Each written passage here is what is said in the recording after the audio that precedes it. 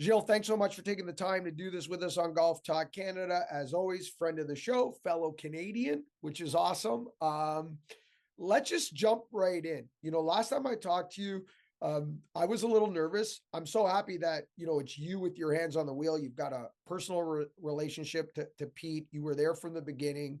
It's you and Jerry Pate kind of overseeing this renovation. So there's nobody better to keep their eye on something that's so beloved. So, where are we so far in this process? Are we on schedule? Are you happy with what's been achieved already with this teeth of the dog renovation? Well, first of all, thank you for having me on. Yeah, fellow Canadian. Can't wait to visit, a little south of Montreal there in July to visit my brother and play a couple nice little golf course there. Yeah, I'm really excited about it actually. I was a little at first, I was a little concerned that somebody would come in and maybe do some things that try to change or put their stamp on it. But I think Jerry is doing a really, really nice job. I was out there a couple weeks ago because I just came back from a trip, but I drove around and pleasantly surprised of what's been done. The fairways have all been stripped.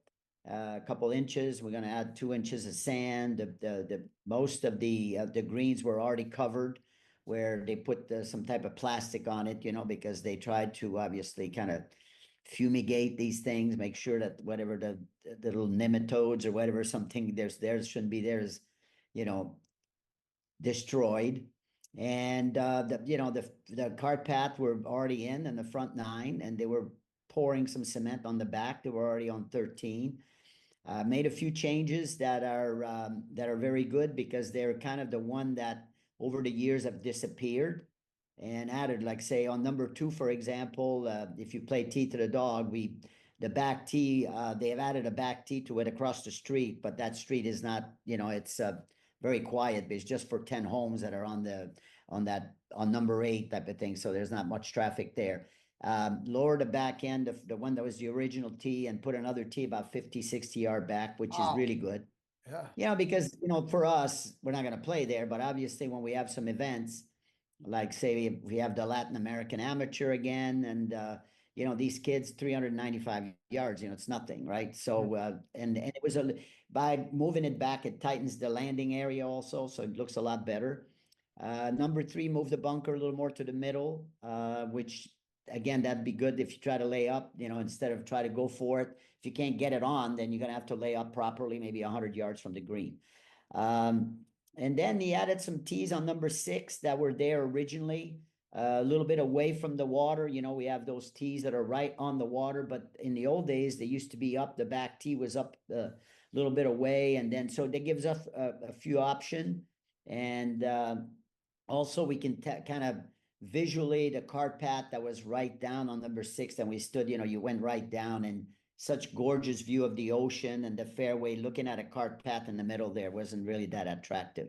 So that was a good idea. And other than that, it's moving along. I mean, the crew is moving very rapidly, and cross our fingers if everything goes good. And weather-wise, the weather is always perfect here, except around September, which will be the time that hopefully we don't get a storm or something, but we should be in good shape.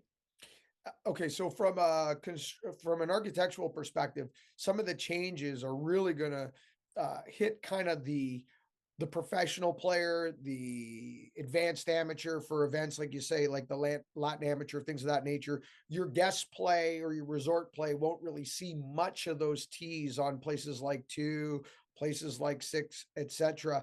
So for the resort player, it's more optically, this is going to get a little bit more beautiful with some maneuvering of the car pass, which is hilarious, even suggesting that this place could get more beautiful than it already is, because that's hard to imagine. But from a conditioning standpoint, I think that's where your 12 handicap, your 16 handicap, your regular golfer who comes to Casa de Campo and just wants to experience one of the greatest resorts in the world is going to have a big win here, right, Jill? Because are we not going to Pass Palom as well as the new playing surface? We're going to have some of the square footage back on tee decks and greens and things of that nature. Exactly. That's the thing. I mean, I mean, the average golfer will see those tees, but they're going to look back and go, yeah, I don't think I'm going over there. But yeah, the condition's going to be a lot better, obviously. And then a lot of the bunkers, if you think about it, if you ever watch the Sand Pro, the pros that, the machine that goes in these bunkers and kind of clean them up when they're not so small, but they usually go around and they come out from the front. They come from the low side. So they always drag a little sand. So over the months, over the years, the front end will go up and then the back end settles. I mean, that's a normal thing. Hmm. So now basically we're getting, so when you're standing on the tee, you're going to see visually that, it's going to frame the hole a little better, that basically the way it was originally. We're changing all the sand, which, that will improve. And then a lot of the greens have gotten a lot smaller. You mow and, you mow and you mow a little closer and a little closer. And the next thing you know, you're losing a couple feet. Number 3, for example, the par 5 there, that used to be more of an L-shaped type of green. You had a pin placement on the left side. Well, we basically lost that over the years. So that'll come back. So, definitely, I think that you're not going to go there and say, oh yeah, I'm playing the tee. You're going to say, wow, no, this is really different. Then some of the cart path, when we have, you could have an hour of rain or two here, once in a while you get a torrential pour and then, 2 hours later it's ready to go. But for us, keeping the carts off off the golf course if we can, will help. So they've got, wall-to-wall cart path now. They're not, Jerry's doing a great job where you can't see them much, what I mean? Which is nice because you hate to see all these cart paths everywhere. Pete, a lot of time in Florida or places like that, they have this different coquille or something. It's kind of crush shells that you Yes. would kind of do as a waste area. So basically, it didn't look like a cart path, but basically that's what people drove on. Well, here we don't have that. So, we have to do a little bit different. We have to put cart paths and stuff like that. So, but you have to be where you hide them. That's the key. That's the very important thing is that we have to hide these paths because I think it's so ugly when you're sitting there and you see all this stuff. I mean, you see the paths here and paths. I don't like that. It should be just grass and stuff like that. So, you know, Gilles, I think it's a huge improvement, and I think it's going to be fantastic. So, I'm really looking forward to it to see what the great improvement that we're going to do and stuff like that. Oops, sorry. Anyway, so yeah, I think it's going to be awesome. It's really going to be awesome. before we leave the renovation, because I want to talk to you about other things happening golf related to Casa de Campo. Before we leave it, if we get the good September, if we get the bounce that we hope we get, um, limited play for December, would that be the target? Well, yeah, that's going to be interesting to see, what's going to happen basically. It's going to be look like I'm a little reserving something, but it's going to be very interesting to see how we're going to be able to just get back on the golf course and play right away. The grass is going to be very new, obviously. You got to be careful we don't have all the traffic. So the question is, are we going to limit play a little bit, or are we going to just kind of maybe keep the people on the cart path a little more often, unless you have some kind of disability and drive. That's going to be a very interesting decision because you don't want to do all this work and all of a sudden 2 months it's destroyed. You know what I mean? That's the key. So It's a lovely walk as well. I mean, that's not a hard golf course to walk. I'd love to see maybe even a caddy program, especially in the winter months, Gilles, where it's not, it's always 85 degrees and sunny, it seems. But I mean, I love that. Unlike Fore, which I wouldn't want to walk. I've walked it a few times. My wife and I, after some hurricane a few years ago, we walked, and I'm going to tell you, it's a great walk, but it's a tough walk, But no, you're absolutely right, and we do have caddies. You can Right. walk. There's no restriction of if you can walk or not. I think you're going to find, a lot of people. As a matter of fact, I just did a booking. There's somebody called me with 8 guys, and their question was, can we walk with caddies? And I said, absolutely, you can walk. And, funny enough, I did a survey at one time We had one year that somehow or another we had some cart delivered many years ago, probably 10 years ago, and we were very smart. We got the electric cart, and the electrical the plant wasn't ready for us, so we could charge them. So I came up with a story that says the hot tire would hurt the grass because we had sprayed, so people wouldn't kill me. But they start walking, and you'd be surprised the time of play, the amount of time it took was extremely very, very close to being golf cart, if not faster. Because on a cart, a lot of people, they hit the shot, they go to their buddy, and then he hits the shot, and they go back to the other side. Where guys, you're playing golf, you're not going to walk to your guy that's 40 yards to the right or 40 yards to the left, right? You're just going to go to your ball, you're going to hit, you're going to walk. So it doesn't slow the play down at all. It actually sometimes faster. And you know what? Especially the rate of the caddies, the caddies here are reasonable. You go play. I was in Florida last week, played at Old Marsh, and it's, $150 for a caddy. Right. Where here, you could pay $60, $70, which becomes a very, reasonable fee. And it's a wonderful job for them, with the economy that we have here. But they're, it's such a, you hit a shot, you miss one, you're not right away on top of the other one, and you just already, the smoke's coming out of your ears, and you got to hit the next shot. Where at least it gives you a little time, and then it gives you a chance to walk and figure out how far it is. And I mean, golf was made for walking, obviously, but revenues for all golf courses. Cart became a big revenue for golf courses, and it's I understand. And older people. I mean, I'm 76, and I had a, hockey player got beat up pretty good. I have a knee replacement, and I can walk, but if I walk 18 hole at die 4, I guarantee I'm going to be on the couch for a while. It's where tee to the dog, it's flat. Mm-hmm. There's basically green tee, the green, and you go to the tee, except let's say on 9, 8 to 9, you have a little walk, which is nothing.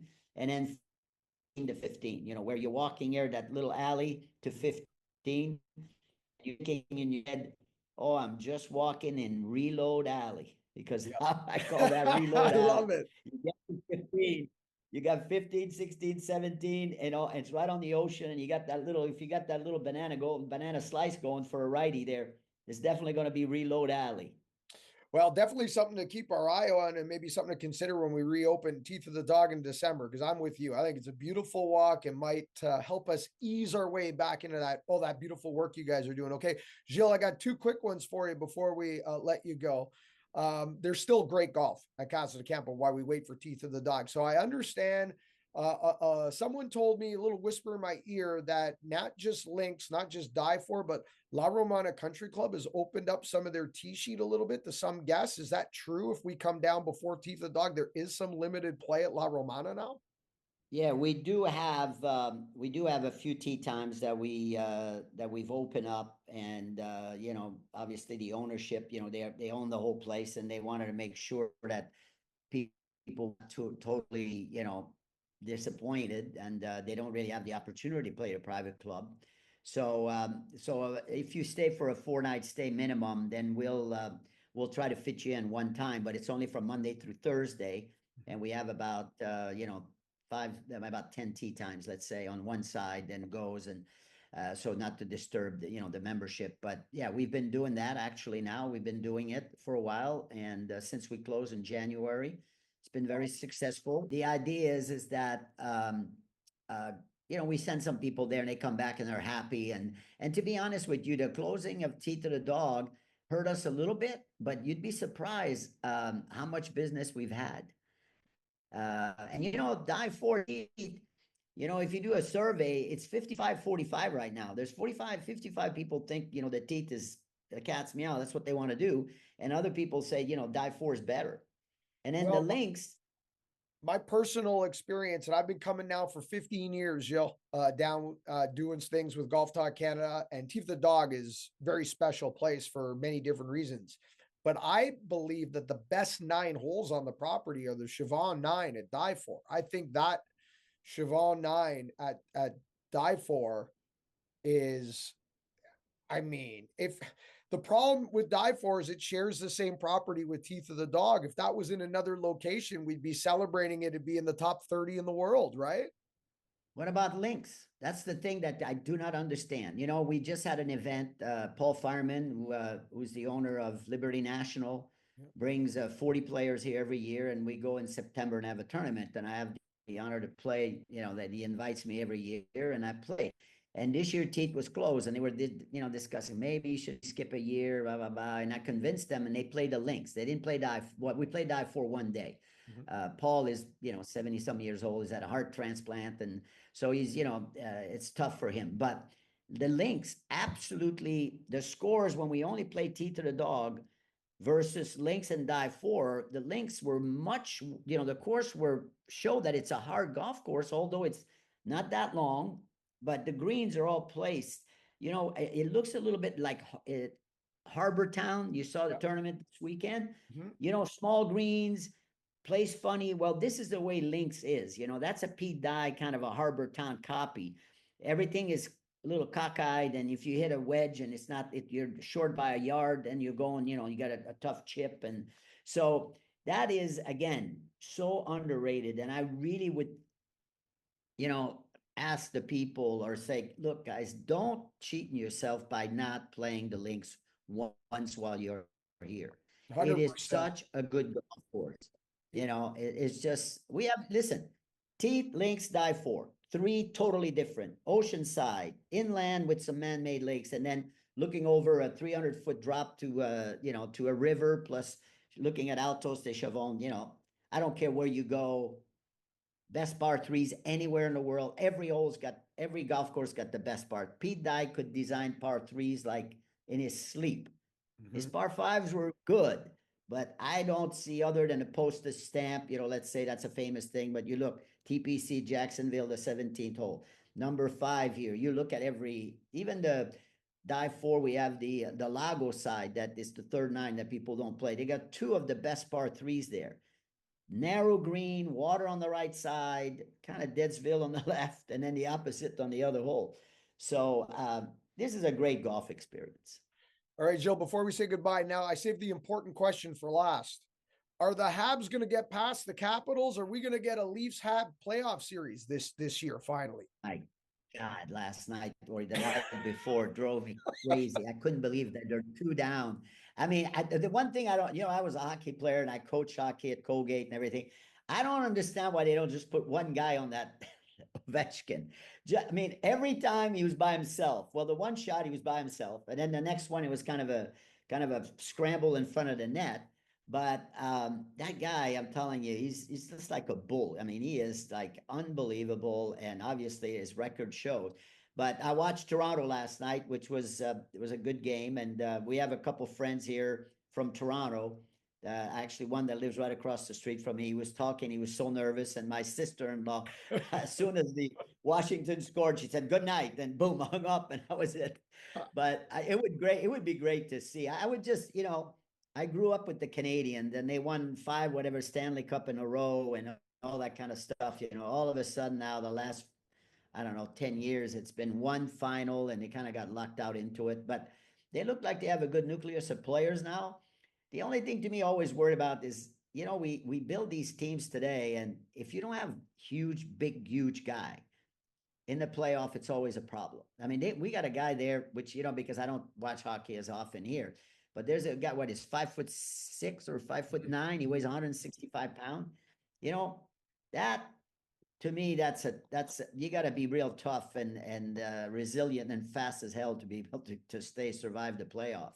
But he's a great player, obviously, and so I hope we do very well. I mean, the Canadian, obviously, I love to see the red, white, and blue now with the big C, that when they went in with these turquoise uniform a couple of years ago. Now, I don't know who the hell did that, but they should be thrown out of Canada for sure. I'm with you. Don't touch a classic. Gilles, thanks so much for your time. We're going to do this again in the summer, get an update on where we are. And Golf Talk Canada, we're coming down in December. We're going to do what we usually do, shoot the show on location, do a bunch of great stuff, do a full tour of the campus, as they say. I can't wait. But let's do this again in the summer, and keep up the good work. And thank you so much for your time, as always. It's my pleasure. And, I miss Canada, but only on July 4th.